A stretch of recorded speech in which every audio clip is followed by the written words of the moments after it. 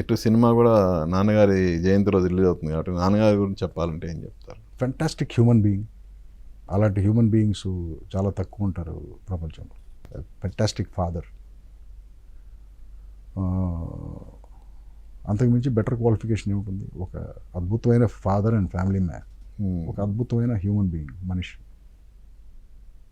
ఇండస్ట్రీలో చాలామందిని కలుస్తూ ఉంటాను నేను, మా ఫాదర్తో పనిచేసిన వాళ్ళు, లేకపోతే మా ఫాదర్ని తెలిసిన వాళ్ళు.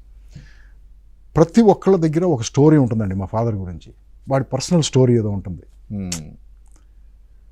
సార్ నాన్నగారు నాకు ఈ విధంగా హెల్ప్ చేశారు, నాన్నగారు నాకు అది చేసి పెట్టారు.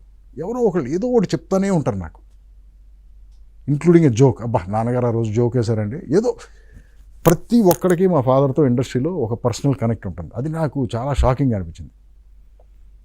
ద బిగ్ ఫిష్ అనే ఒక సినిమా ఉంది, అది గుర్తొచ్చింది అనమాట. ఒక ఓల్డ్ మ్యాన్ ఉంటాడు, అతను వాళ్ళ పిల్లలకి కథలు చెప్తూ ఉంటాడు. అరే నేను పలానా చోటకి వెళ్ళాను రా, అక్కడ ఒక 9 అడుగుల మనిషి నాకు కలిశాడు అని చెప్పి వాడి గురించి ఏదో కథ చెప్తాడు. ఇంకొక విచిత్రం, వాళ్ళ పిల్లలకి ఏమనిపిస్తుంది, అంత ఫేక్ చెప్తున్నాడు వీడు ఫాదరు, చెప్పి అన్నీ ఇలాంటి మనుషులు అసలు ప్రపంచంలో ఉంటారా అని అభూత కల్పనలాగా చెప్తూ ఉంటాడు. ఆ మనిషి చచ్చిపోతాడు.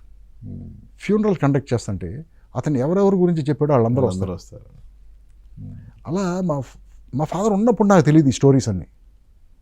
ఈ స్టోరీస్ ఎవరు చెప్పేవాడు కదా. ఇప్పుడు ఆయన చనిపోయిన తర్వాత ఐ కీప్ మీటింగ్ పీపుల్ కదా, లొకేషన్స్లో, డిఫరెంట్ ప్లేసెస్లో.